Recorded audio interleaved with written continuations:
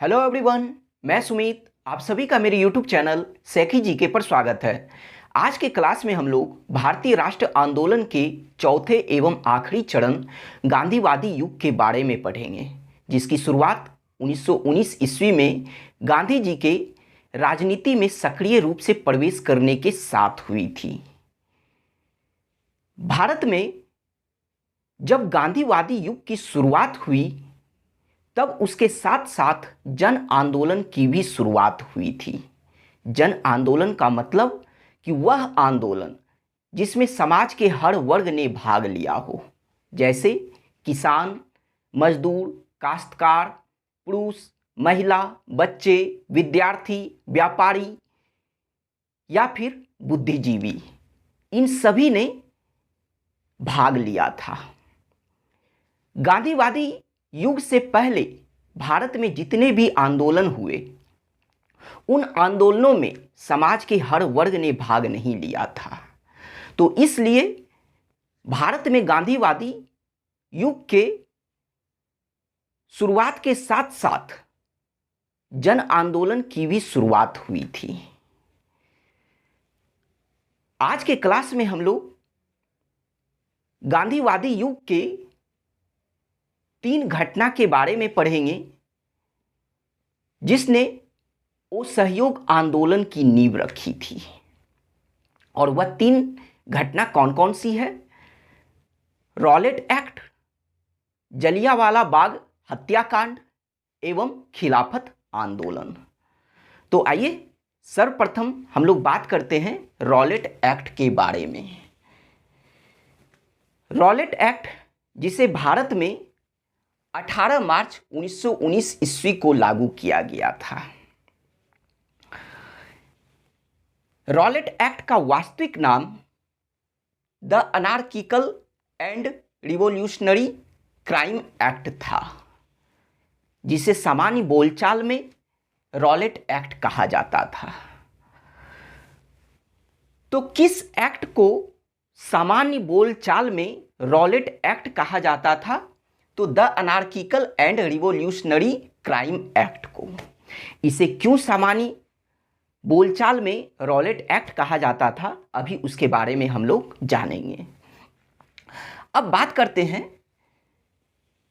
कि भारत में Rowlatt act को पारित किया गया था, इसका उद्देश्य क्या था, उसे जानते हैं। भारत में क्रांतिकारी आंदोलन एवं राष्ट्रीय आंदोलन को कुचलने के उद्देश्य से, उसे समाप्त करने के उद्देश्य से 10 दिसंबर 1917 ईस्वी को एक कमेटी का गठन किया गया, जिसका नाम था सेडिशन कमेटी, जिसे हिंदी में राजद्रोह समिति भी कहा जाता है। इस कमेटी के अध्यक्ष कौन थे?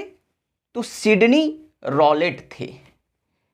ये सेडिशन कमेटी के अध्यक्ष थे, जो इंग्लैंड हाईकोर्ट के न्यायाधीश थे। कौन? तो सिडनी रॉलेट।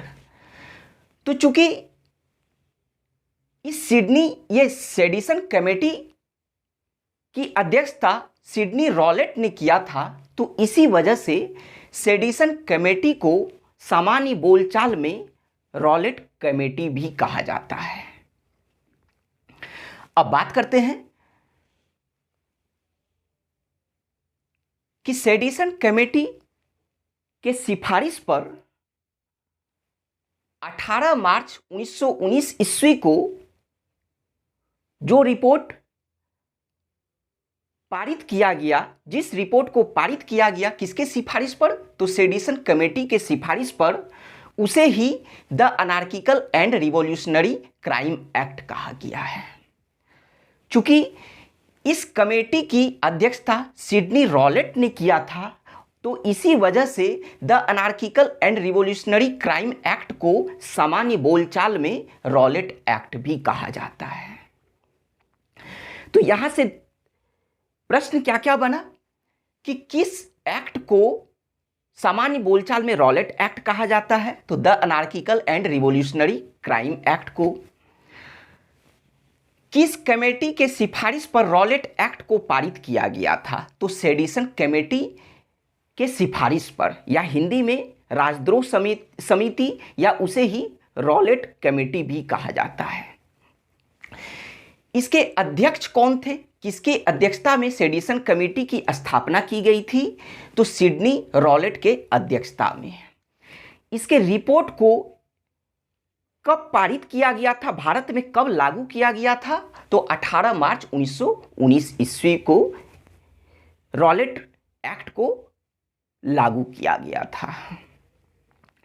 अब बात करते हैं कि जब भारत में 18 मार्च 1919 ईस्वी को यह रॉलेट एक्ट लागू हुआ, तब भारत में इसका लक्ष्य क्या था? इस रॉलेट एक्ट का लक्ष्य क्या था?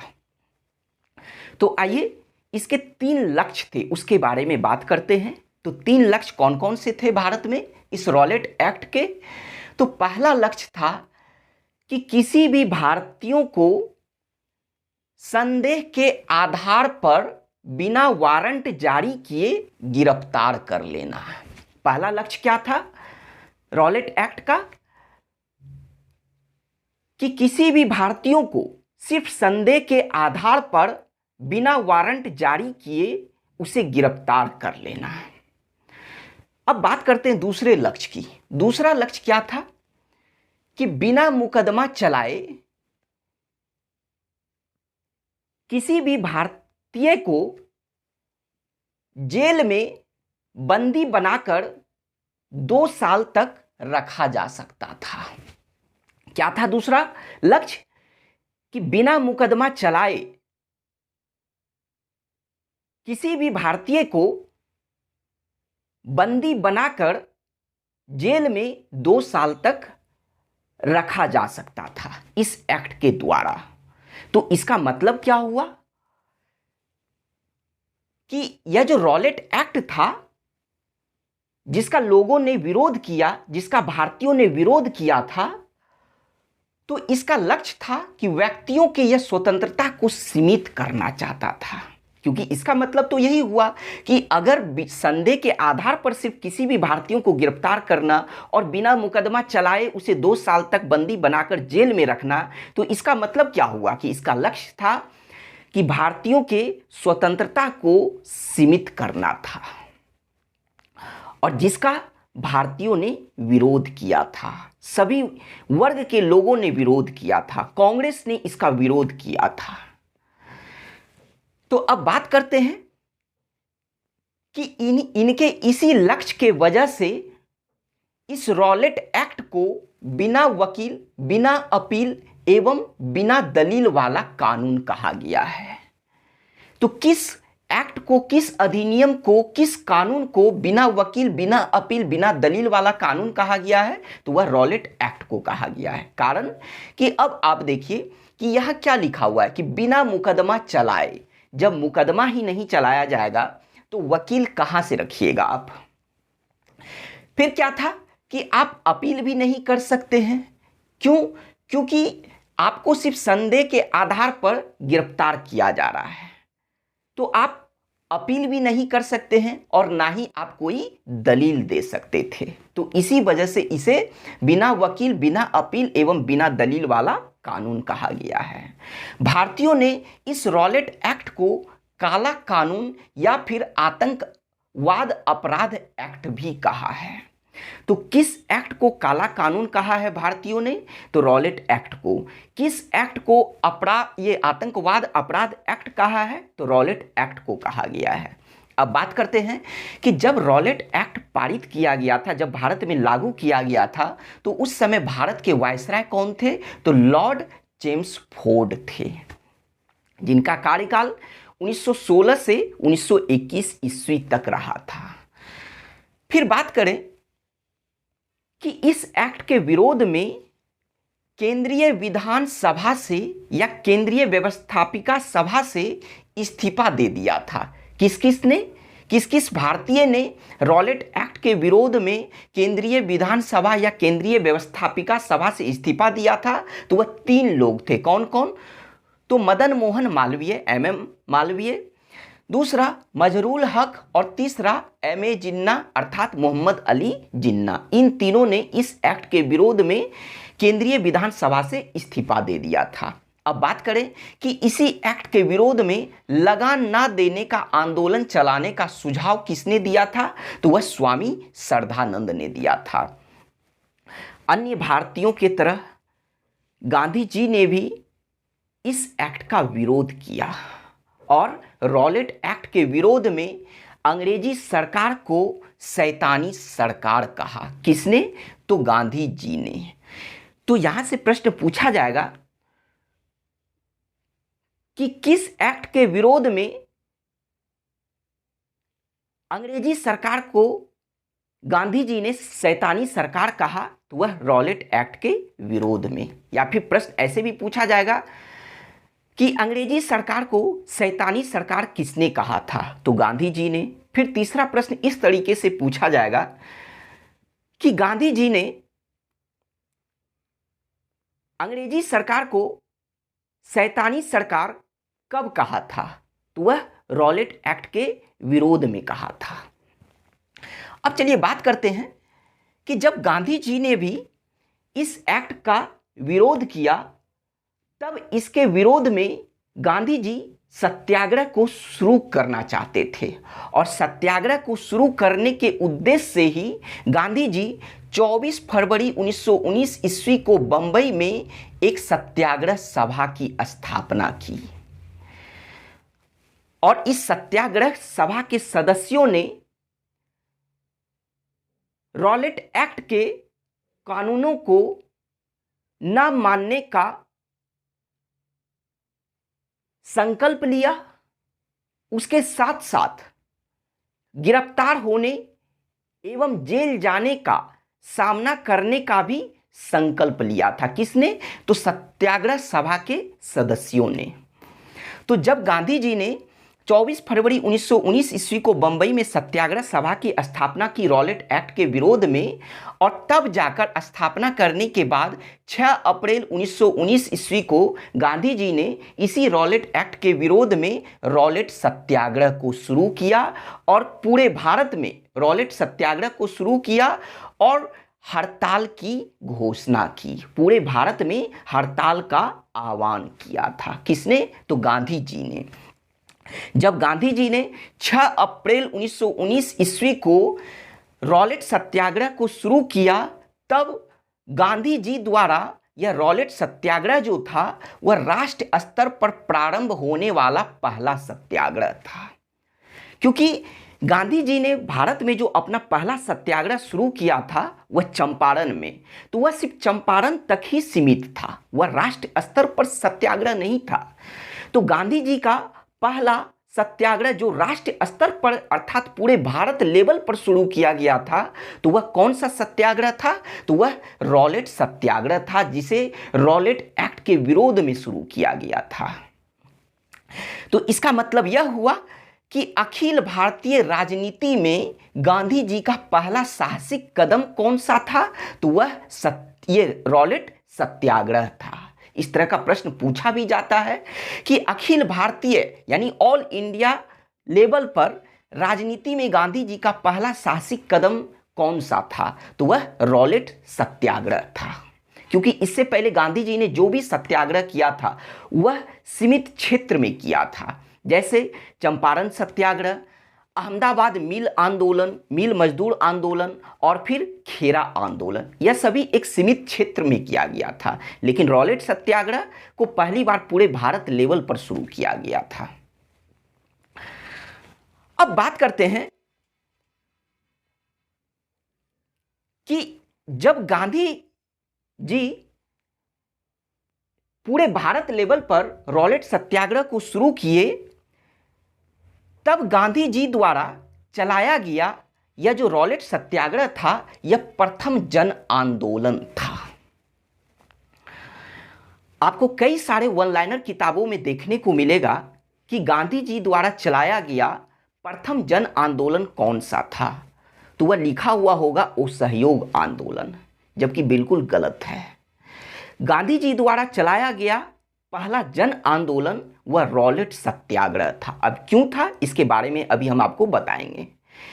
लेकिन अगर मान लीजिए कि एग्जाम में यह प्रश्न पूछा जाता है कि गांधी जी द्वारा चलाया गया प्रथम जन आंदोलन कौन सा था, तो अगर ऑप्शन में रॉलेट सत्याग्रह और असहयोग आंदोलन दोनों अलग अलग ऑप्शन में दिया गया हो तो रॉलेट सत्याग्रह आंसर होगा, असहयोग आंदोलन नहीं होगा। लेकिन अगर ऑप्शन में रॉलेट सत्याग्रह नहीं दिया गया हो तब आंसर आपका असहयोग आंदोलन होगा। तो इस बात को आप समझ लीजिए कि गांधी जी द्वारा चलाया गया पहला जन आंदोलन वह असहयोग आंदोलन नहीं था बल्कि रॉलेट सत्याग्रह था। तो अब बात करते हैं कि कैसे रॉलेट सत्याग्रह यह प्रथम जन आंदोलन बना था, इसके बारे में बात करते हैं। तो जब गांधी जी ने 6 अप्रैल 1919 ईस्वी को इस सत्याग्रह को शुरू किया तब उन्होंने लोगों के लिए, भारत के लोगों के लिए एक निर्देश जारी किया था। वह निर्देश क्या था, उसमें घोषणा क्या की गई थी, क्या किया गया था? उसमें घोषणा यह किया गया था कि अब भारत के लोग अपने समस्याओं का केवल मौखिक विरोध ही नहीं कर सकते हैं बल्कि अपने समस्याओं के विरुद्ध प्रत्यक्ष कार्रवाई भी कर सकते हैं। कहने का मतलब यह हुआ कि गांधी जी ने इस आंदोलन में लोगों के लिए जो निर्देश जारी किया था उसमें यह कहा गया था कि अब कोई भी भारत के लोग अपने समस्याओं का सिर्फ मौखिक जो है उसका आलोचना नहीं कर सकते हैं बल्कि उसके विरुद्ध प्रत्यक्ष कार्रवाई भी कर सकते हैं। और इन्हीं निर्देशों के वजह से समाज के हर वर्ग के लोग इस आंदोलन से जुड़ना शुरू हो गए और इस वजह से अब जो है भारत का स्वतंत्रता आंदोलन वह जन आंदोलन से अपना संबंध स्थापित कर लिया। तो इसी वजह से भारत में गांधी जी द्वारा चलाया गया पहला जन आंदोलन वह रॉलेट सत्याग्रह था। तो चलिए इसके बारे में बात कर लिए। यह रॉलेट सत्याग्रह को चलाने के लिए, इसे शुरू करने के लिए गांधी जी ने 3 राजनीतिक मंच का उपयोग किया था इस रॉलेट सत्याग्रह को चलाने के लिए। तो वह 3 मंच कौन कौन से थे? तो एक तो सत्याग्रह सभा था जिसकी स्थापना इन्होंने खुद किया था, फिर दूसरा मंच था होम रूल लीग और तीसरा था खिलाफत का मंच। मंच कहने का मतलब कि इन लोगों का समर्थन इस आंदोलन में, इस सत्याग्रह में लिया गया था। फिर बात करें कि इस तरह से गांधी जी ने 1919 ईस्वी में सक्रिय रूप से राजनीति में प्रवेश किए थे। तो जब गांधी जी सक्रिय रूप से राजनीति में प्रवेश किए तब गांधी जी के राजनीति का तात्पर्य क्या था, यानी जब वह सक्रिय रूप से राजनीति में आए तो उनके राजनीति का मतलब क्या था, तात्पर्य क्या था, आइए उसके बारे में बात करते हैं। तो गांधी जी के राजनीति का तात्पर्य था कि सामाजिक उत्थान और जन कल्याण के लिए सक्रिय रहना। सामाजिक उत्थान अर्थात समाज के उत्थान एवं जन कल्याण, लोगों के कल्याण के लिए हमेशा सक्रिय रहना, यह इनका राजनीति का तात्पर्य था। गांधी जी के राजनीति में नैतिकता, धर्म और मानवता का समावेश था, यानी इनके राजनीति में नैतिकता, धर्म और मानवता का एक मिश्रण था। नैतिकता अगर कहें तो इनके नैतिकता का मतलब यह था कि गांधी जी का यह मानना था कि जो नैतिक आधार पर गलत है वह कभी भी राजनीतिक दृष्टिकोण से सही नहीं हो सकता है। कहने का मतलब यह हुआ कि गांधी जी का यह मानना था कि जो नैतिक दृष्टिकोण से गलत हो वह कभी भी राजनीतिक दृष्टिकोण से सही नहीं हो सकता है। गांधी जी का यह मानना था कि गलत साधन कभी भी हमें सही उद्देश्य की प्राप्ति नहीं करा सकता है, कभी भी हमें सही उद्देश्य तक नहीं ले जा सकता है। तो इसी वजह से हम यह कह सकते हैं कि गांधी जी के राजनीति में नैतिकता, धर्म और मानवता का समावेश था, लेकिन गांधी जी के राजनीति में राज्य अर्थात सत्ता का कोई भी स्थान नहीं था। यहां राज्य अर्थात सत्ता का मतलब हुआ कि गांधी जी के राजनीति में केंद्रीकृत सत्ता का स्थान नहीं था, क्योंकि गांधी जी राज्यविहीन समाज अर्थात विकेंद्रीकृत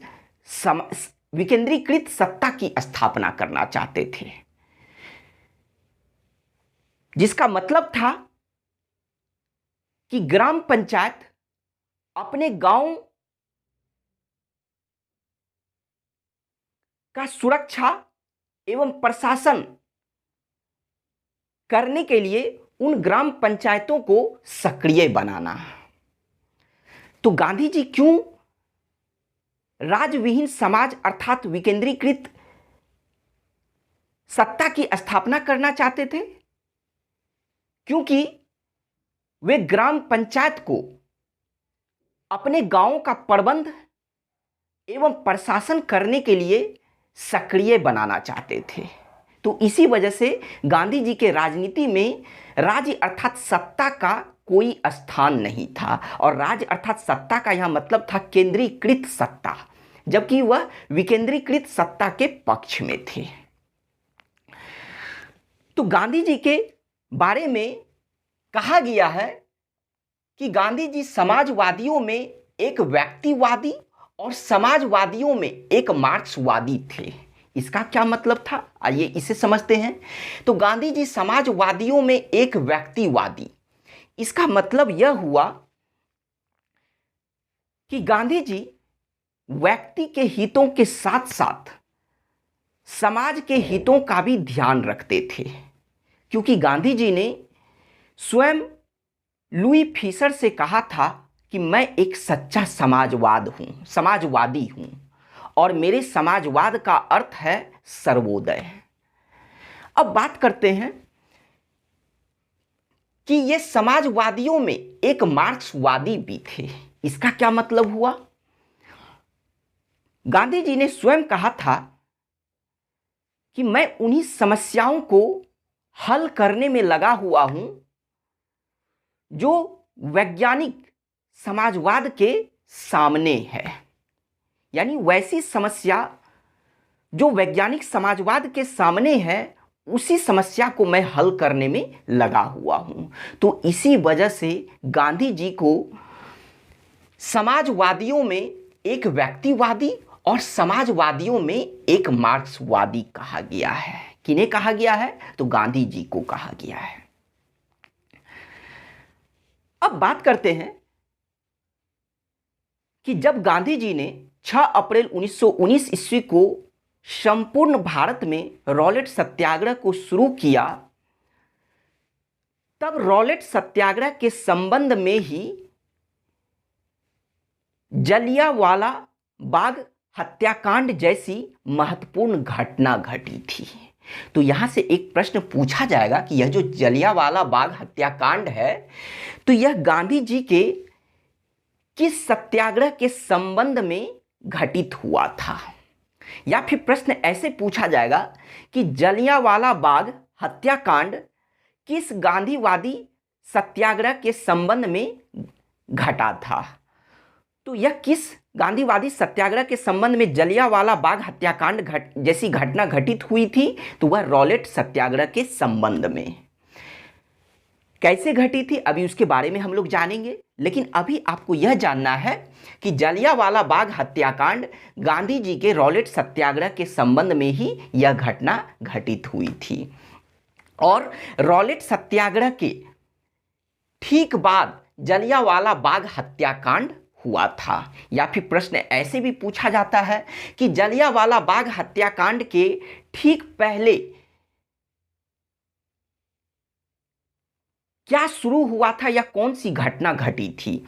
तो क्या शुरू हुआ था? तो वह रॉलेट सत्याग्रह शुरू हुआ था। अब आइए बात करते हैं जलियांवाला बाग हत्याकांड। जो कब यह घटना घटित हुआ था? तो 13 अप्रैल 1919 ईस्वी को। इसके कहानी को जानने से पहले हमें 4 पॉइंट को जानना चाहिए। वह 4 पॉइंट कौन कौन सा है? तो यह जो जलियांवाला बाग है जहां पर यह हत्याकांड को अंजाम दिया गया था, तो यह जलियांवाला बाग कहां पर है, किस शहर में है? तो यह पंजाब के अमृतसर में है। यह हत्याकांड कहां हुआ था? तो पंजाब के अमृतसर में हुआ था। दूसरा जो पॉइंट आपको जानना है कि जब यह कांड हुआ था उस समय भारत का वायसराय कौन था? तो लॉर्ड चेम्सफोर्ड था। रॉलेट एक्ट के भी समय और रॉलेट सत्याग्रह के समय भी भारत का वायसराय कौन था? तो लॉर्ड चेम्सफोर्ड था। अब तीसरा पॉइंट जो है वह है कि जलियांवाला बाग हत्याकांड के समय पंजाब का लेफ्टिनेंट गवर्नर अर्थात पंजाब का उपराज्यपाल कौन था? तो वह माइकल ओ डायर था। ठीक है, क्योंकि जलियांवाला बाग वह पंजाब के अमृतसर में है, तो इसी वजह से यह जो जलियांवाला बाग हत्याकांड हुआ था तो उस समय पंजाब का लेफ्टिनेंट गवर्नर अर्थात उपराज्यपाल कौन था? तो माइकल ओ डायर था। और चौथा पॉइंट जो हमें याद रखना है वह है कि इस जलियांवाला बाग हत्याकांड के समय पंजाब का ब्रिगेडियर अर्थात सैन्य अधिकारी कौन था? तो रेजिनाल्ड एडवर्ड हैरी डायर, जिसे शॉर्ट में जनरल डायर भी कहा जाता है। अब कहीं भी अगर जनरल डायर की बात होगी तो वह पंजाब के ब्रिगेडियर के बारे में बोला जाएगा, लेकिन अगर कहीं भी माइकल ओ डायर के बारे में बात होगी तो वह पंजाब के लेफ्टिनेंट गवर्नर के बारे में बोला जाएगा। तो आपको इन दोनों नामों को ध्यान में रखना है, क्योंकि देखिए दोनों का लास्ट में क्या है? डायर एवं डायर। तो एग्जाम में कई बार प्रश्न जो पूछा जाता है और दोनों का नाम रख दिया जाता है, और जब आप नहीं समझिएगा कि जनरल डायर कौन थे और माइकल ओ डायर कौन थे तो प्रश्न का आंसर आपका गलत हो जाएगा। तो माइकल ओ डायर वह पंजाब के लेफ्टिनेंट गवर्नर थे जिसे उपराज्यपाल कहा जाता है, और जबकि जनरल डायर जिनका पूरा नाम रेजिनाल्ड एडवर्ड हैरी डायर, लेकिन कभी भी यह नाम नहीं लिखा जाता है बल्कि जनरल डायर लिख दिया जाता है। तो जनरल डायर का मतलब पंजाब के जो ब्रिगेडियर थे, जो सैन्य अधिकारी थे, जो सेना के अधिकारी थे, उन्हें ही जनरल डायर कहा गया है। इस नाम को ही शॉर्ट में जनरल डायर कहा गया है। तो इस 4 पॉइंट को सबसे पहले तो आपको याद रखना है इस जलियांवाला बाग हत्याकांड से संबंधित। और यह घटना कब घटी थी? 5वां पॉइंट, यह 13 अप्रैल 1919 को घटित हुई थी। यह 5 पॉइंट को याद रखिए कहानी को जानने से पहले। चलिए अब बात करते हैं इसके कहानी के बारे में कि कैसे यह रॉलेट सत्याग्रह से संबंधित था। बात करते हैं कि गांधी जी ने 6 अप्रैल 1919 ईस्वी को रॉलेट सत्याग्रह शुरू किया, और शुरू करने के साथ साथ पूरे भारत में हड़ताल का आह्वान किया था, हड़ताल की घोषणा की थी। फिर क्या हुआ कि भारत के लोगों ने पूरे उत्साह के साथ गांधी जी के हड़ताल के आह्वान का अनुसरण किया था, और अनुसरण करते हुए भारत के लोगों ने भारत के कई हिस्सों में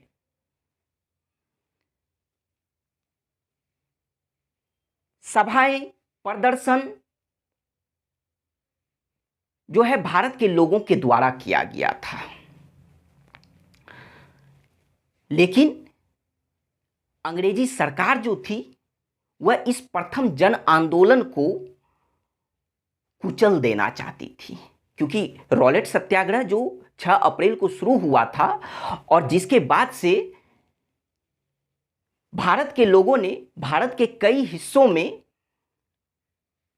प्रदर्शन किया था, सभाएं की थी, तो उस जन आंदोलन को सरकार कुचल देना चाहती थी।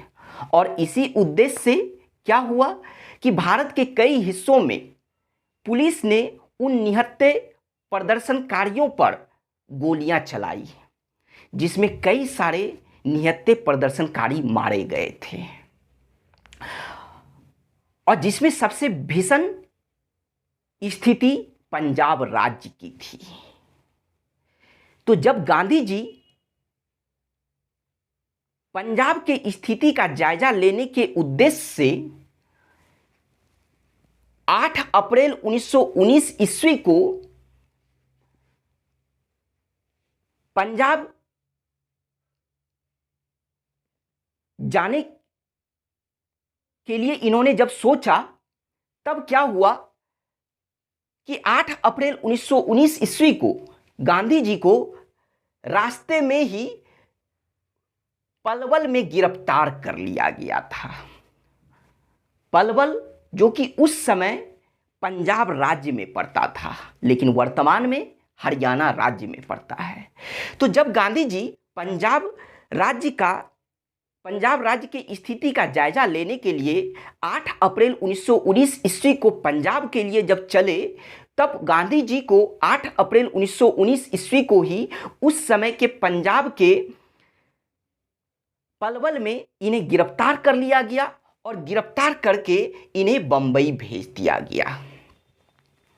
इसी बीच 9 अप्रैल 1919 ईस्वी को, यानी ठीक अगले दिन 9 अप्रैल 1919 ईस्वी को रामनवमी त्योहार के अवसर पर हिंदुओं एवं मुस्लिमों ने मिलकर एक संयुक्त जुलूस को निकाला, जिससे सरकार घबराकर 2 प्रमुख नेता, जिनका नाम था डॉक्टर सत्यपाल एवं डॉक्टर सैफुद्दीन किचलू, तो पंजाब के सरकार ने हिंदू एवं मुस्लिम के संयुक्त विशाल जुलूस को देखकर उसने क्या किया कि 9 अप्रैल 1919 ईस्वी को ये जो 2 प्रमुख नेता थे डॉक्टर सत्यपाल एवं डॉक्टर सैफुद्दीन किचलू, इन्हें गिरफ्तार कर लिया। कहां पर? तो अमृतसर में। और गिरफ्तार करके अमृतसर से इन्हें निर्वासित कर दिया गया, इन्हें बाहर कर दिया गया। किन्हें? तो इन दोनों डॉक्टर को, जो उस समय के प्रमुख नेता थे रॉलेट सत्याग्रह के, जन आंदोलन के।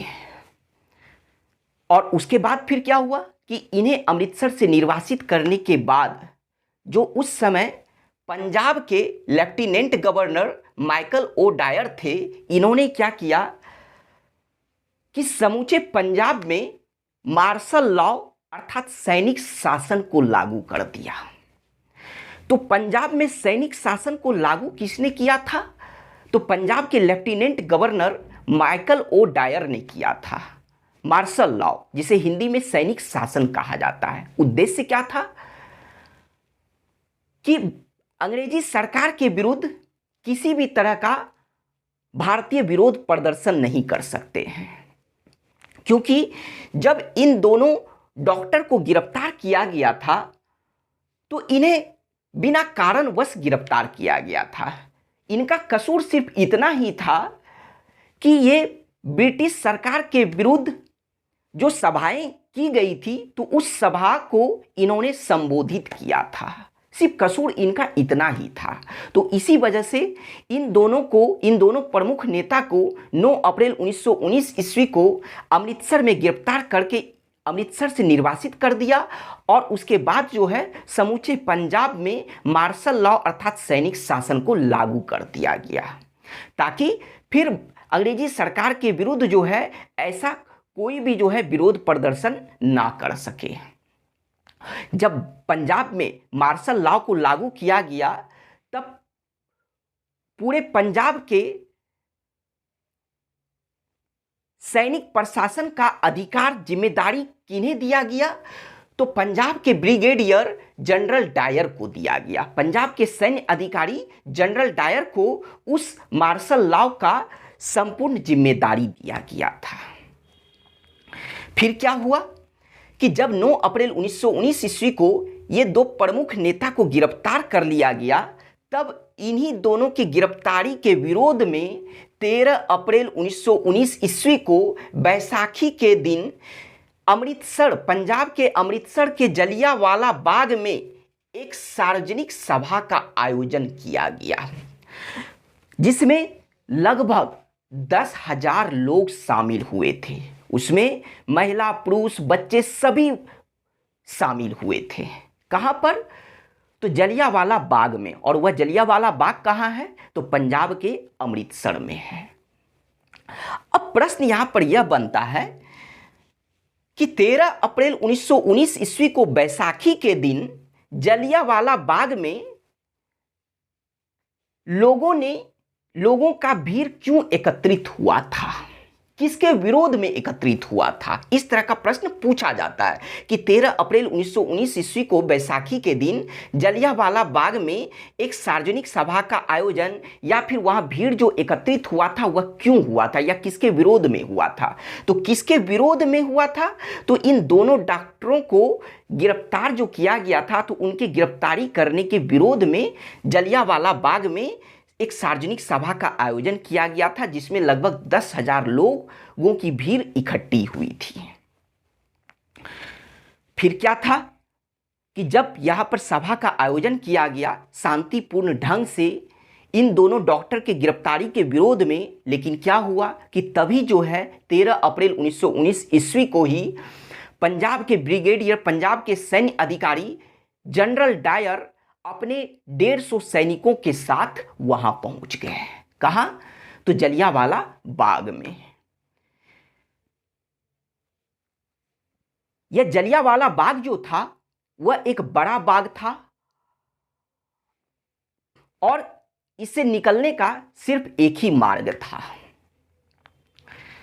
तो क्या हुआ कि जब यह जो जनरल डायर था यह अपने 150 सैनिकों के साथ जब वह पहुंचा, तब उसने जलियांवाला बाग में जो एक सार्वजनिक सभा का आयोजन किया जा रहा था शांतिपूर्ण ढंग से, जो निहत्थे थे, तो उस सार्वजनिक सभा को जनरल डायर ने गैर कानूनी घोषित कर दिया और गैर कानूनी घोषित करके उन निहत्थे प्रदर्शनकारियों को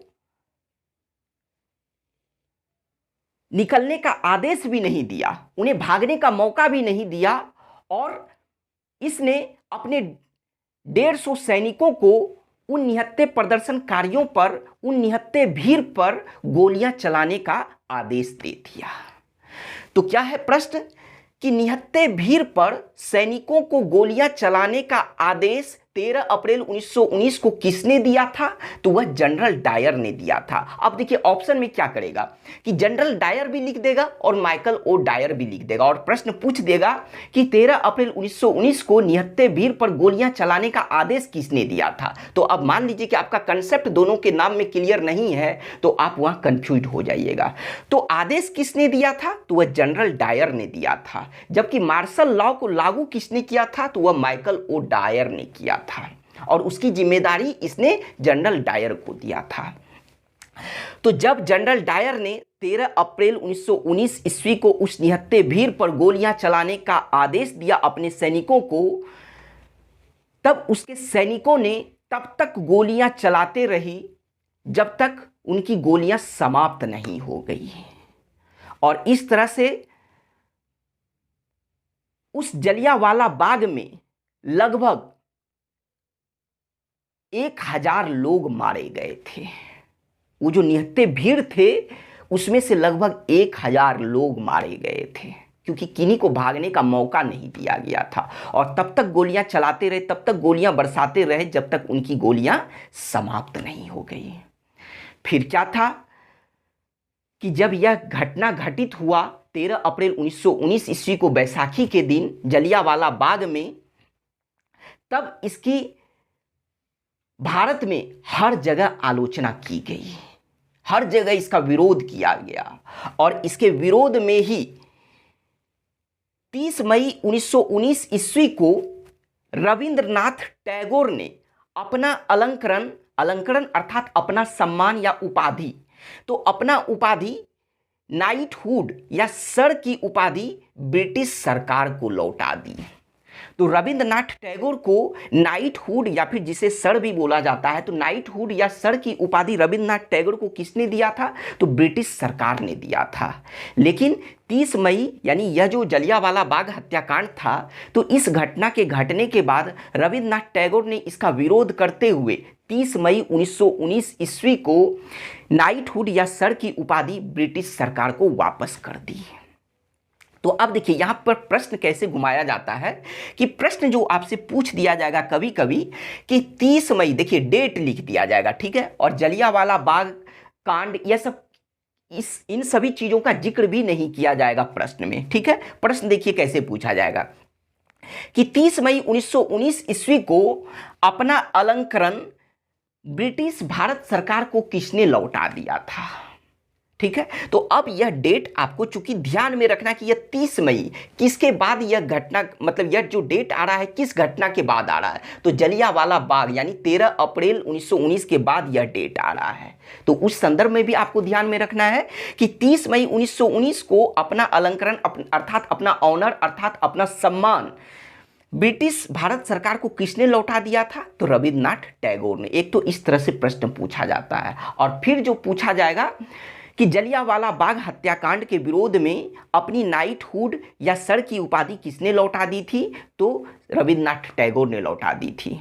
तीसरे तरीके से जो प्रश्न पूछा जाएगा कि रविंद्रनाथ टैगोर ने अपने नाइटहुड या सर की उपाधि किसके विरोध में ब्रिटिश सरकार को लौटा दिया था? तो वह जलियांवाला बाग हत्याकांड के विरोध में। तो यह 3 तरीके से यह प्रश्न पूछा जाता है। अब बात करते हैं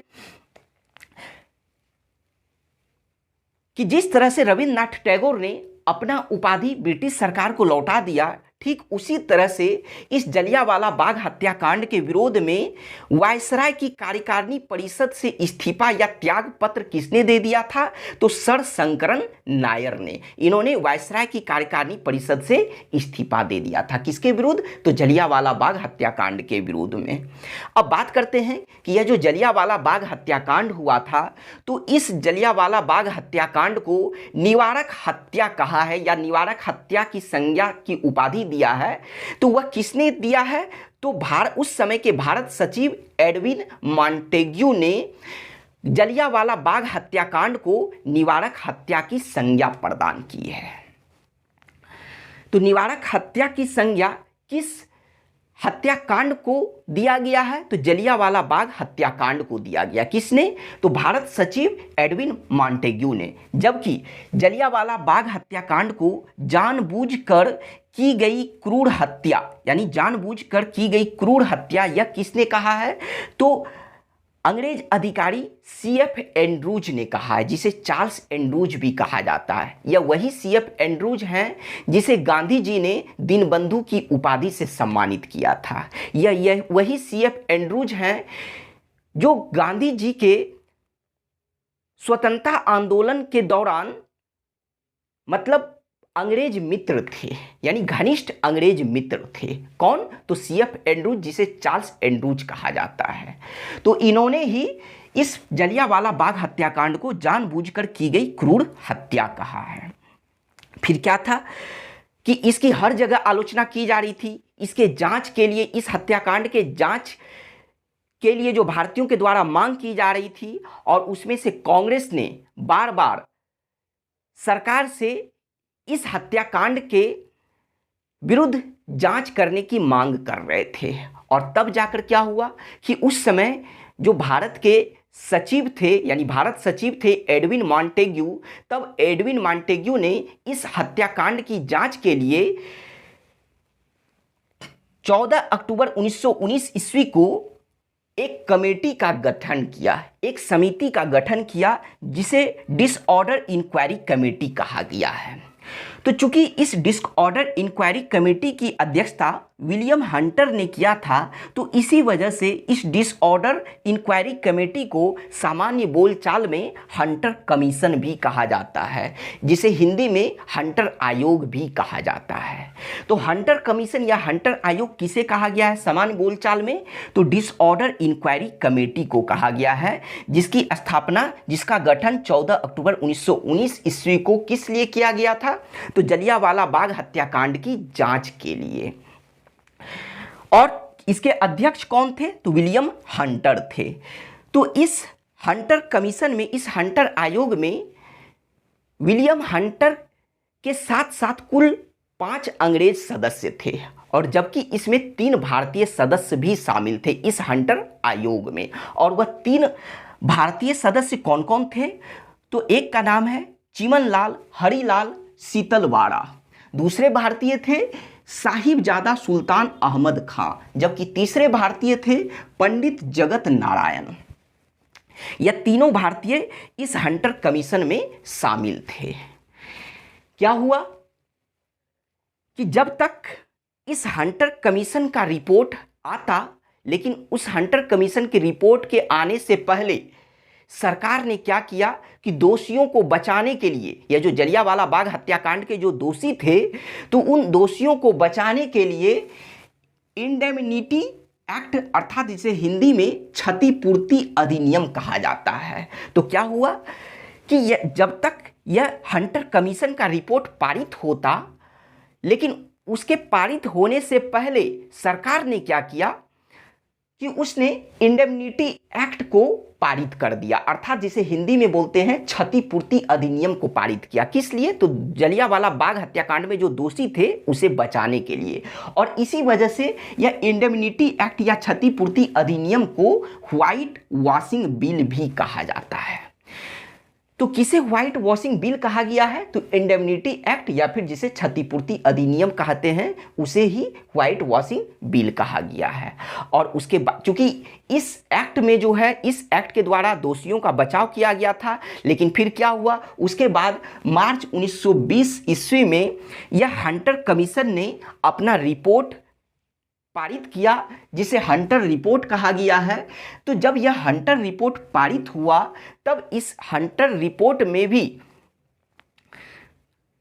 सरकार को दोषमुक्त कहा गया। यानी यह जो हंटर कमीशन के द्वारा, हंटर आयोग के द्वारा जो रिपोर्ट प्रस्तुत किया गया था, जो रिपोर्ट पारित किया गया था, तो उस रिपोर्ट में सरकार को दोषी नहीं माना गया था। यह जो पंजाब की जो सरकार थी जिसने मार्शल लॉ को लागू किया था पंजाब में, तो उसने, यानी इस रिपोर्ट में पंजाब के सरकार को दोषी नहीं पाया गया, बल्कि यह कहा गया कि कभी कभी क्या होता है कि उपद्रवी क्रांतिकारी रूप को धारण कर लेते हैं, तो इस वजह से उस समय पंजाब में मार्शल लॉ अर्थात सैनिक शासन को लागू करना जरूरी था। यह किस रिपोर्ट के द्वारा कहा गया? तो हंटर रिपोर्ट के द्वारा कहा गया। अर्थात इस रिपोर्ट के द्वारा सरकार का बचाव किया गया, सरकार को दोष मुक्त पाया गया, और उसने कहा कि मार्शल लॉ उस समय लागू करना जायज था। यहां तक कि इस रिपोर्ट में यह भी कहा गया कि जो उपद्रवियों पर, जो निहत्थे भीड़ पर जो गोलियां चलाई गई थी, वह उस समय जरूरी था।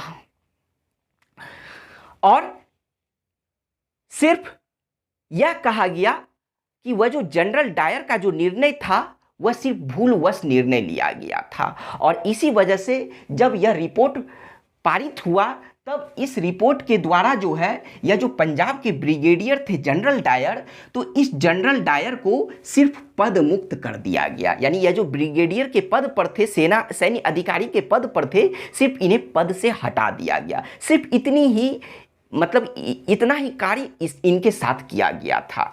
तो जनरल डायर को पद से हटा दिया गया। लेकिन क्या हुआ कि जब जनरल डायर ब्रिटेन वापस गया पद मुक्त होने के बाद, तब ब्रिटेन की संसद ने इन्हें ब्रिटिश साम्राज्य का शेर की उपाधि से सम्मानित किया। बताइए कितनी गलत बात है। यानी यहां पर तो इस रिपोर्ट के द्वारा इसका समर्थन किया ही गया, लेकिन ब्रिटेन की संसद ने भी इसका समर्थन किया था। तो ब्रिटेन की संसद ने जनरल डायर को ब्रिटेन पहुंचने पर ब्रिटेन साम्राज्य का शेर की उपाधि से सम्मानित किया, और इसे आधे वेतन के साथ साथ इसे पेंशन भी मिलता रहा। जबकि ब्रिटेन की जो समाचार पत्र थी, उसने जनरल डायर को ब्रिटिश साम्राज्य का रक्षक उपाधि से सम्मानित किया था। तो ब्रिटिश साम्राज्य का शेर की उपाधि से जनरल डायर को किसने सम्मानित किया था? ब्रिटेन की संसद ने। और जबकि जनरल डायर को ब्रिटिश साम्राज्य का रक्षक की उपाधि से किसने सम्मानित किया था? तो ब्रिटेन के समाचार पत्र ने किया था, ब्रिटेन की पत्रकार ने किया था। अब बात करते हैं कि जब हंटर रिपोर्ट के द्वारा सरकार का बचाव किया गया, तब गांधी जी ने इस हंटर कमीशन के या हंटर रिपोर्ट को पन्ने दर पन्ने निर्लज सरकारी लीपापोती की संज्ञा प्रदान की। तो गांधी जी ने किस रिपोर्ट को पन्ने दर पन्ने निर्लज सरकारी लीपापोती की संज्ञा प्रदान की? तो वह हंटर रिपोर्ट को प्रदान की थी। और परिणाम स्वरूप क्या हुआ कि तब कांग्रेस ने भी यह जलियांवाला बाग हत्याकांड की जांच करने के लिए एक जांच समिति का गठन किया, जिसे कांग्रेस जांच समिति कहा गया। और इस कांग्रेस जांच समिति के अध्यक्ष कौन थे? तो एम मालवीय अर्थात मदन मोहन मालवीय कांग्रेस जांच समिति के अध्यक्ष थे। और जबकि इस जांच समिति के अन्य सदस्य कौन कौन थे? तो गांधी जी, मोतीलाल नेहरू, CR दास अर्थात चितरंजन दास, अब्बास तैयब जी एवं पुपुल जयकर। तो यह सभी कांग्रेस जांच समिति के अध्यक्ष थे। तो जब कांग्रेस जांच समिति के द्वारा रिपोर्ट पारित किया गया, तब उस रिपोर्ट का प्रारूप, तो रिपोर्ट पारित करने से पहले इस जांच समिति के रिपोर्ट का प्रारूप को लिखने का कार्यभार किन्हें सौंपा गया था? तो गांधी जी को सौंपा गया था। यह बात आपको ध्यान रखना है कि कांग्रेस जांच समिति का जो स्थापना किया गया था, गठन किया गया था, तो उसके रिपोर्ट के प्रारूप को लिखने का कार्यभार, जिम्मेदारी किसे सौंपी गई थी? तो गांधी जी को सौंपी गई थी। फिर क्या हुआ? जब इन्हें जिम्मेदारी सौंपी गई, तब कांग्रेस जांच समिति के द्वारा रिपोर्ट जारी किया गया, रिपोर्ट पारित किया गया। और उस रिपोर्ट में डायर की निंदा की गई थी, पंजाब सरकार की निंदा की गई थी। उसके साथ साथ जो अंग्रेजी सरकार थे, ब्रिटिश भारतीय सरकार थे, तो उनसे जलियांवाला बाग हत्याकांड के दोषियों के खिलाफ कार्रवाई करने की मांग की। उसके साथ साथ कांग्रेस ने अपने रिपोर्ट के द्वारा यह भी कहा कि माइकल ओ डायर का पंजाब में मार्शल लॉ लागू करना यह अनुचित था। लेकिन जो अंग्रेजी सरकार थी, उसने कांग्रेस की रिपोर्ट पर बिल्कुल भी ध्यान नहीं दिया। और परिणाम स्वरूप क्या हुआ कि गांधी जी ने वो सहयोग आंदोलन चलाने का निर्णय लिया। अब बात करते हैं कि यह जो माइकल ओ डायर, जो पंजाब के लेफ्टिनेंट गवर्नर थे, चूंकि इस जलियांवाला हत्याकांड के सबसे महत्वपूर्ण चेहरा थे, यानी सबसे महत्वपूर्ण भूमिका इसने ही निभाई थी, तो इसी वजह से यह जलियांवाला बाग हत्याकांड का बदला लेने के लिए किससे? माइकल ओ डायर से। तो क्या हुआ कि माइकल ओ डायर की हत्या कर दी गई। कब? तो 13 मार्च 1940 ईस्वी को। कहां पर? लंदन में। किसने? तो उधम सिंह ने।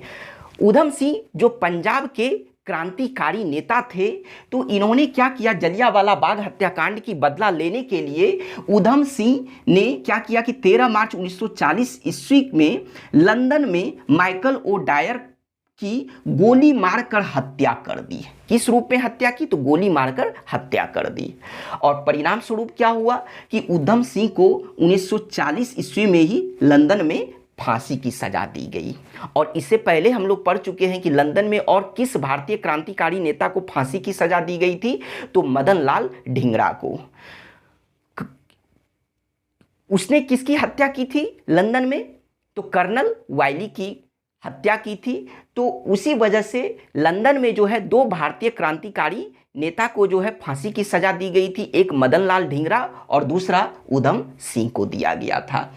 फिर बात करते हैं कि यह जो जब जलियांवाला बाग हत्याकांड की घटना जब घटित हुई थी, तब उसी समय जो है पंजाब में चमनदीप के नेतृत्व में डंडा फौज की स्थापना की गई थी। डंडा फौज का गठन किया गया था। डंडा फौज कहने का मतलब वैसे फौज वैसी सेना जिनके पास सभी के पास डंडा दिया गया था।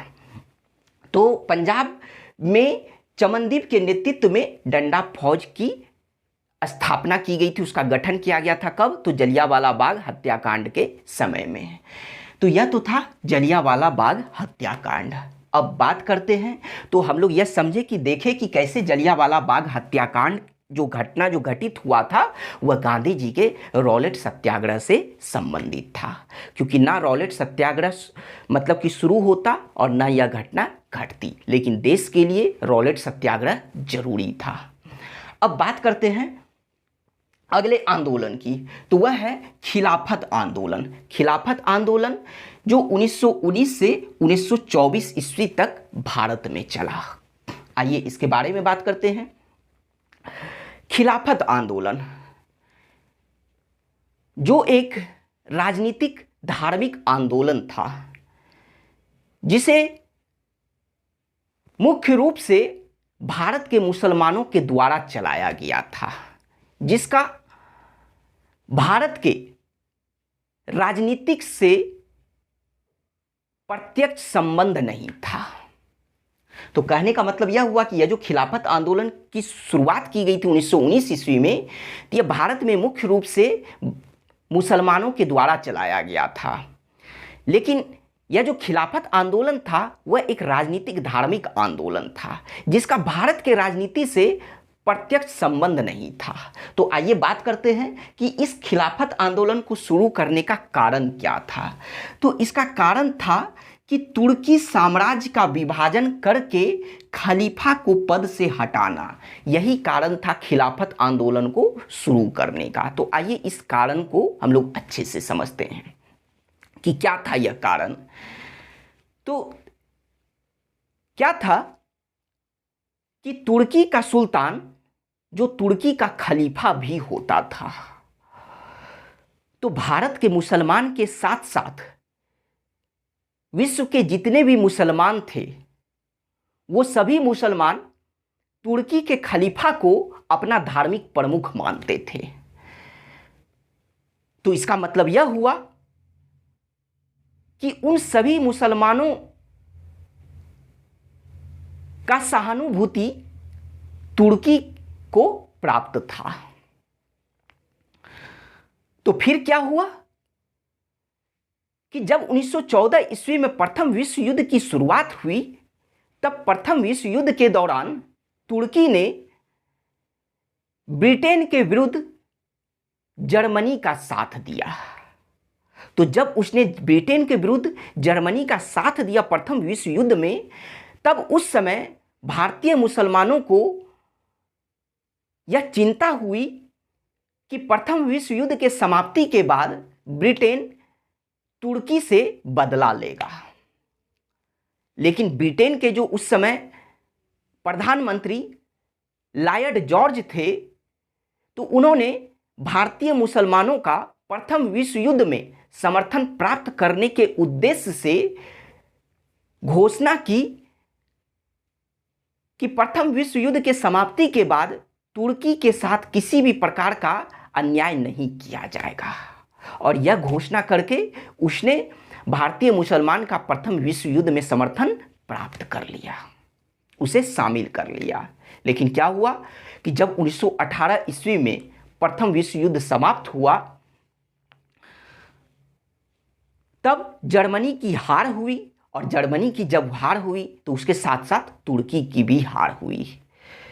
तो हार होने के बाद प्रथम विश्व युद्ध की समाप्ति के बाद ब्रिटेन ने तुर्की के साथ कठोर नीति को अपनाया, और कठोर नीति को अपनाते हुए उसने क्या किया कि प्रथम विश्व युद्ध में ब्रिटेन के तरफ से जिन जिन राष्ट्रों ने युद्ध लड़ा था, अर्थात जिन्हें मित्र राष्ट्र कहा जाता है, तो उन मित्र राष्ट्रों ने क्या किया कि प्रथम विश्व युद्ध के समाप्ति के बाद तुर्की का विभाजन करके आपस में बांट लिया, और खलीफा को, जो उस समय खलीफा था, तो खलीफा को उसके पद से हटा दिया, और तुर्की का विभाजन करके वो जो मित्र राष्ट्र थे, यानी ब्रिटेन के जो मित्र राष्ट्र थे, तो वो मित्र राष्ट्र आपस में तुर्की को बांट लिए। और इसी वजह से यही कारण था कि भारत के मुसलमानों ने या खिलाफत आंदोलन को शुरू किया था उसी के विरोध में, क्योंकि जो ब्रिटिश सरकार थी वह अपने वादे से मुकर गया था। तो चलिए, यह तो कारण तो हम लोग जान गए। अब बात करते हैं कि भारत में खिलाफत आंदोलन को शुरू करने के लिए अखिल भारतीय खिलाफत कमेटी का गठन किया गया था। कब? तो सितंबर 1919 ईस्वी में। जिस तरह से रॉलेट सत्याग्रह को शुरू करने के लिए सत्याग्रह सभा की स्थापना की गई थी, तो ठीक उसी तरीके से भारत में खिलाफत आंदोलन को शुरू करने के लिए सितंबर 1919 ईस्वी में अखिल भारतीय खिलाफत कमेटी का गठन किया गया। किनके नेतृत्व में? तो अली बंधु, शौकत अली एवं मोहम्मद अली, उसके साथ साथ अबुल कलाम आज़ाद, हकीम अजमल खां, हसरत मोहानी एवं डॉक्टर अंसारी, इन सभी के नेतृत्व में खिलाफत आंदोलन को शुरू करने के लिए अखिल भारतीय खिलाफत कमेटी का गठन किया गया। कब? तो सितंबर 1919 ईस्वी में। लेकिन गठन तो इन सभी के नेतृत्व में किया गया, लेकिन यह जो खिलाफत आंदोलन को जो शुरू किया गया, तो इसे शुरू करने का जो श्रेय दिया जाता है मुख्य रूप से वह अली बंधु को दिया जाता है। यानी खिलाफत आंदोलन को शुरू करने का जो श्रेय मुख्य रूप से किन्हें दिया जाता है? तो अली बंधु को। अली बंधु कौन कौन है? तो शौकत अली एवं मोहम्मद अली। तो अगर प्रश्न में पूछा जाए कि इस आंदोलन को शुरू किसने किया था, तो अली बंधु ने किया था, शौकत अली एवं मोहम्मद अली ने किया था। लेकिन इसके साथ साथ इस आंदोलन में, यह खिलाफत आंदोलन में सक्रिय भूमिका किसने निभाया था? तो खान अब्दुल गफ्फार खान ने निभाया था। और इसके साथ साथ यह जो अबुल कलाम आज़ाद थे, मौलाना अबुल कलाम आज़ाद थे, जो इस कमेटी के सदस्य भी थे, तो इन्होंने इस खिलाफत आंदोलन का प्रचार अपने पत्रिका अल हिलाल के माध्यम से किया था। तो यह अल हिलाल पत्रिका किनका था, किनके द्वारा प्रकाशित किया जाता था? तो अबुल कलाम आज़ाद के द्वारा। और इसी अल हिलाल पत्रिका के माध्यम से अबुल कलाम आज़ाद ने खिलाफत आंदोलन का प्रचार प्रसार किया था पूरे भारत लेवल पर। अब बात करते हैं कि जब यह आंदोलन शुरू हुआ, तब इस आंदोलन का उद्देश्य क्या था? कारण तो समझ में आ गया, लेकिन जब यह आंदोलन शुरू हुआ तो इसका उद्देश्य क्या था? तो आइए उद्देश्य के बारे में बात करते हैं कि इस आंदोलन को शुरू करने का उद्देश्य था कि भारत में मुसलमानों में ब्रिटिश विरोधी भावना उत्पन्न करना। तो मुसलमानों में कौन से विरोधी भावना उत्पन्न करना? तो ब्रिटिश विरोधी भावना, यानी अंग्रेजों के विरुद्ध भावना को उत्पन्न करना। किसमें? तो मुसलमानों में। यह पहला उद्देश्य था, पहला लक्ष्य था। और दूसरा जो उद्देश्य था कि तुर्की के ऑटोमन साम्राज्य की रक्षा करना। तुर्की का जो ऑटोमन साम्राज्य था, तो वह उस साम्राज्य की रक्षा करना जिसे मित्र राष्ट्रों ने बांट लिया था, विभाजित कर लिया था। और उसके साथ साथ जो तीसरा लक्ष्य था, तीसरा उद्देश्य था इस आंदोलन को शुरू करने का, वह था खिलाफत की रक्षा करना। खिलाफत की रक्षा करने का मतलब कि मित्र राष्ट्रों के द्वारा जो तुर्की के खलीफा को उसके पद से हटा दिया गया था, तो खिलाफत की रक्षा का मतलब यह हुआ कि खलीफा के पद को पुनः स्थापित करना।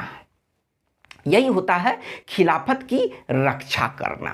खिलाफत का मतलब यहाँ खिलाफ नहीं होता है, बल्कि खलीफा से संबंधित जो प्रश्न था, तो उसी प्रश्न से संबंधित जो आंदोलन शुरू किया गया उसे ही खिलाफत आंदोलन कहा गया है। तो यहाँ खिलाफत का मतलब खिलाफ नहीं समझिएगा, बल्कि खलीफा से संबंधित मुद्दे पर जो आंदोलन चलाया गया उसे ही खिलाफत आंदोलन कहा गया। तो यह जो तीसरा उद्देश्य, तीसरा लक्ष्य था इस आंदोलन को शुरू करने का कि खिलाफत की रक्षा करना, तो इसका मतलब यह हुआ कि खलीफा के पद को फिर से स्थापित करना। कहाँ पर? तो तुर्की में। तो आइए इसके उद्देश्य को भी समझ गए। तो लेकिन क्या हुआ कि यह जो खिलाफत आंदोलन शुरू हुआ था, लेकिन यह खिलाफत आंदोलन तब अधिक जोर पकड़ा जब इसका समर्थन गांधी जी ने किया था। तो खिलाफत आंदोलन का समर्थन किसने किया था? तो गांधी जी ने किया था। और तब जाकर जब गांधी जी ने इस खिलाफत आंदोलन का समर्थन किया और तब यह जब जोर पकड़ा, तब क्या हुआ कि यह जो अखिल भारतीय खिलाफत कमेटी था, तो इसके सम्मेलन का आयोजन किया गया तो आइए देखते हैं उसके बारे में। तो अखिल भारतीय खिलाफत कमेटी के सम्मेलन का आयोजन कब किया गया, कहां पर किया गया? तो 23 नवंबर 1919 ईस्वी को। कहां पर? तो दिल्ली में इसके सम्मेलन का आयोजन किया गया था। कब? तो 23 नवंबर 1919 को। जब दिल्ली में 1919 ईस्वी में इसका आयोजन किया गया, तब इस सम्मेलन के अध्यक्ष कौन थे? इसकी अध्यक्षता किसने किया था? तो गांधी जी ने किया था। बहुत इंपॉर्टेंट पॉइंट है, आपको ध्यान देना है, क्योंकि अगर आप अच्छे से नहीं जानिएगा तो कभी भी आप यह नहीं सोच पाइएगा कि गांधी जी इसके अध्यक्ष होंगे या गांधी जी ने इसे अपना समर्थन दिया होगा, क्योंकि आप फिर उस समय सोचिएगा कि कोई मुस्लिम नेता होगा जिसने इस आंदोलन को अपना समर्थन दिया होगा, जो इस सम्मेलन के अध्यक्ष हुए होंगे। तो लेकिन क्या था कि गांधी जी ने समर्थन दिया था, और 23 नवंबर 1919 ईस्वी को दिल्ली में जो यह अखिल भारतीय खिलाफत कमेटी का जो सम्मेलन आयोजित किया गया था, उसकी अध्यक्षता गांधी जी ने किया था। और इसी सम्मेलन में गांधी जी ने हिंदू एवं मुस्लिमों के संयुक्त अधिवेशन को, संयुक्त सम्मेलन को बुलाया था। अब बात करते हैं कि आखिर गांधी जी ने खिलाफत आंदोलन को अपना समर्थन क्यों दिया, इनके समर्थन का कारण क्या था? क्योंकि कोई ना कोई तो कारण होगा कि उन्होंने जो है खिलाफत आंदोलन को अपना समर्थन दिया। तो इसके पीछे, यानी खिलाफत आंदोलन को समर्थन करने के पीछे गांधी जी का स्वार्थ था, लेकिन वह स्वार्थ गांधी जी का खुद के प्रति नहीं था, बल्कि देश के प्रति था। और वह स्वार्थ क्या था, वह समर्थन का कारण क्या था? कि गांधी जी अंग्रेजों के विरुद्ध अपने आंदोलन में मुस्लिमों का समर्थन प्राप्त करना चाहते थे। तो क्या था उद्देश्य? कि गांधी जी अंग्रेजों के विरुद्ध अपने आंदोलन में मुसलमानों का सहयोग प्राप्त करना चाहते थे। इसी वजह से गांधी जी ने इस खिलाफत आंदोलन को अपना समर्थन प्रदान किया था, क्योंकि गांधी जी खिलाफत आंदोलन को हिंदुओं एवं मुस्लिमों के एकता के एक ऐसे स्वर्णिम अवसर के रूप में देखा जो आने वाले 100 वर्षों में भी प्राप्त नहीं किया जा सकता है। कहने का मतलब यह हुआ कि गांधी जी ने इस खिलाफत आंदोलन को हिंदू एवं मुस्लिम के एकता के एक स्वर्णिम अवसर के रूप में देखा था, जिसे आने वाले 100 वर्षों में भी प्राप्त नहीं किया जा सकता था। तो प्रश्न आपसे पूछा जाएगा कि खिलाफत आंदोलन को हिंदुओं एवं मुस्लिम की एकता के अवसर के रूप में किसने देखा था? तो वह गांधी जी ने देखा था। या फिर प्रश्न पूछा जाएगा कि खिलाफत आंदोलन को हिंदुओं एवं मुस्लिम की एकता के अवसर के रूप में देखा या कहा, यह कथन किसने कहा था? तो यह गांधी जी ने कहा था। किस समय? तो खिलाफत आंदोलन के समय, कि ऐसा अवसर, ऐसा हिंदू मुस्लिम एकता का अवसर अगले 100 वर्षों में भी प्राप्त नहीं किया जा सकता है। तो यह पॉइंट आपको याद रखना है। फिर बात करते हैं कि इससे पहले, चूंकि गांधी जी हिंदू एवं मुस्लिम, मतलब खिलाफत आंदोलन को हिंदू एवं मुस्लिम की एकता के अवसर के रूप में देखे थे, लेकिन इससे पहले क्या हुआ कि 4 अप्रैल 1919 ईस्वी को जामा मस्जिद के मंच से हिंदू मुस्लिम एकता के संबंध में भाषण किसने दिया था? तो वह स्वामी श्रद्धानंद ने दिया था। यानी 4 अप्रैल 1919 ईस्वी को जामा मस्जिद, दिल्ली में जामा मस्जिद के मंच से हिंदू मुस्लिम एकता को स्थापित करने के उद्देश्य से किसने भाषण दिया था? तो वह स्वामी श्रद्धानंद ने दिया था। अब बात करते हैं कि गांधी जी ने जो अपना समर्थन खिलाफत आंदोलन को प्रदान किया था, लेकिन गांधी जी के समर्थन की भर्त्सना किसने किया था? अर्थात गांधी जी ने जो खिलाफत आंदोलन को समर्थन दिया था, उसकी आलोचना किसने किया था? तो वह मोहम्मद अली जिन्ना ने किया था। तो क्यों मोहम्मद अली जिन्ना ने गांधी जी द्वारा खिलाफत आंदोलन को समर्थन देने के लिए जो है गांधी जी की आलोचना की थी, तो उसका कारण था कि मोहम्मद अली जिन्ना खिलाफत आंदोलन को देश की स्वतंत्रता आंदोलन के साथ नहीं जोड़ना चाहते थे। मोहम्मद अली जिन्ना ने गांधी जी को सलाह दिया कि धर्म को राजनीति में शामिल नहीं करें, जबकि गांधी जी का राजनीति में नैतिकता, धर्म एवं मानवता का समावेश था, क्योंकि वो धर्म को शामिल करते थे राजनीति में। लेकिन मोहम्मद अली जिन्ना ने गांधी जी को क्या सलाह दिया कि धर्म को राजनीति में शामिल नहीं करने का सलाह दिया। मोहम्मद अली जिन्ना ने गांधी जी को सावधान किया किन बातों से कि मुस्लिम धार्मिक नेता एवं उनके अनुयायियों के कट्टरपन को प्रोत्साहन प्रदान ना करें, उसे प्रोत्साहित ना करें। तो मोहम्मद अली जिन्ना ने गांधी जी को किन बातों से सावधान किया कि गांधी जी मुस्लिम धार्मिक नेता एवं उनके अनुयायियों के कट्टरपन को प्रोत्साहित ना करें। तो इन बातों से मोहम्मद अली जिन्ना ने गांधी जी को सावधान किया था। अब बात करते हैं कि कांग्रेस के बारे में, कि कांग्रेस का क्या राय था खिलाफत आंदोलन के बारे में। क्योंकि खिलाफत आंदोलन की सफलता के लिए कांग्रेस का समर्थन जरूरी था। अगर कांग्रेस अपना समर्थन खिलाफत आंदोलन को प्रदान नहीं करती तो खिलाफत आंदोलन सफल नहीं होता। तो इस वजह से क्या हुआ कि गांधी जी तो पहले से ही खिलाफत आंदोलन के समर्थन में थे और इसके संबंध में, खिलाफत आंदोलन के संबंध में वह असहयोग आंदोलन को चलाना चाहते थे। कौन? तो गांधी जी। तो क्या हुआ, खिलाफत आंदोलन के मुद्दे पर कांग्रेस के सदस्य जो थे उनमें एक, मतलब वह कांग्रेस के सदस्य इस खिलाफत मुद्दे के मामले पर एक मत नहीं थे, यानी सभी का एक मत नहीं था। क्योंकि कांग्रेस के कुछ सदस्यों का यह मानना था कि धार्मिक मुद्दे पर वे लोग मुसलमान नेता के साथ संधि नहीं करना चाहते थे। लेकिन तब गांधी जी ने कांग्रेस को समझाया कि जब मुसलमान का महत्वपूर्ण हित खतरे में हो और उस समय हिंदू उससे जब दूर रहे तो हिंदू मुस्लिम एकता के उदाहरण का कांग्रेस का कोई अर्थ नहीं रह जाएगा। हिंदू मुस्लिम एकता के प्रकार का कांग्रेस का कोई अर्थ नहीं रह जाएगा। यह किसने समझाया था? गांधी जी ने।